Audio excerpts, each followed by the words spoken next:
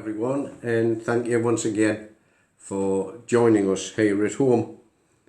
Today the subject of our saintly talks are two great English saints, Saints John Fisher and Thomas More. They were very much contemporaries, of course, John Fisher being born only 9 years before Thomas.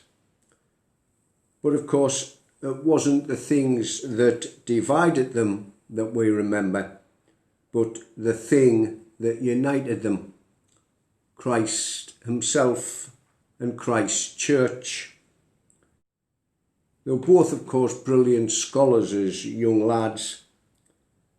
John Fisher was educated at Cambridge and St Thomas More at Oxford.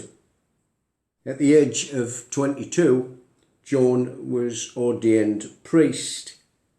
He was eventually appointed as Bishop of Rochester, a fairly small diocese, but through his lack of personal ambition, it made him refuse larger and much wealthier dioceses, and of course it allowed him to pursue further academic pursuits. Thomas elected to study law and was called to the bar at the age of 26. He was one of those people who found it very easy to make friends, and of course his many-sided personality, made up of intellectual brilliance and a simple moral honesty, allowed him to make those friends and keep.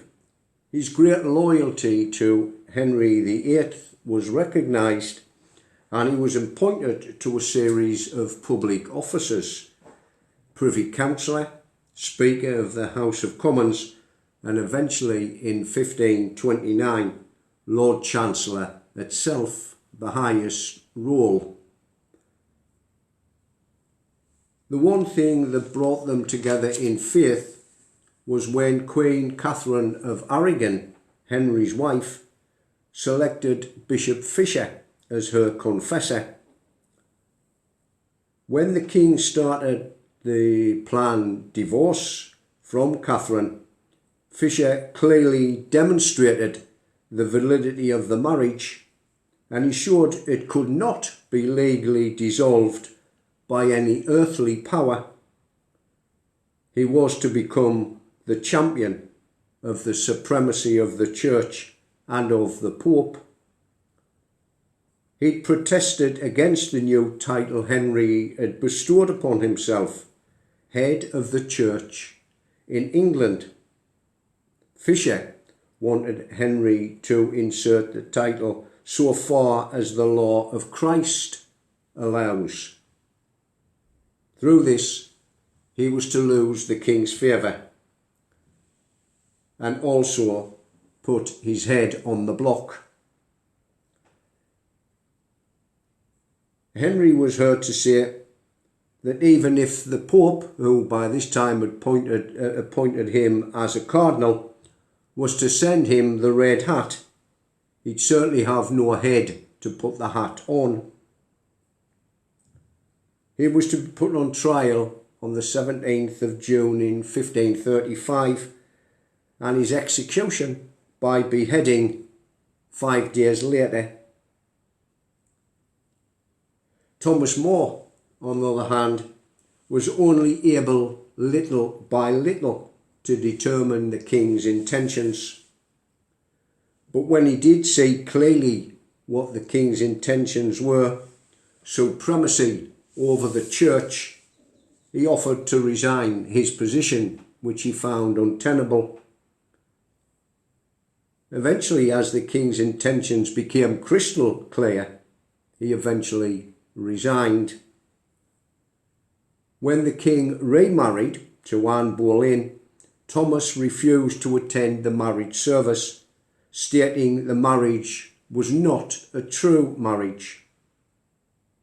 He was arrested in April 1534 and spent the last 15 months of his life in the Tower of London. He was beheaded on Tower Hill on the 6th of July, his last words being that he died for the faith of the Holy Catholic Church, and that he was indeed the King's good servant, but God's first. They were both beatified in 1886 and canonised in 1935. Their feast day we celebrate on June the 22nd, and indeed they are among the few English saints recognised by the whole Roman Church. So we thank God for both the Bishop and the Lord Chancellor, and thank them for proving their faith to the Church, even to the point of martyrdom. St. Thomas and St. John, pray for us.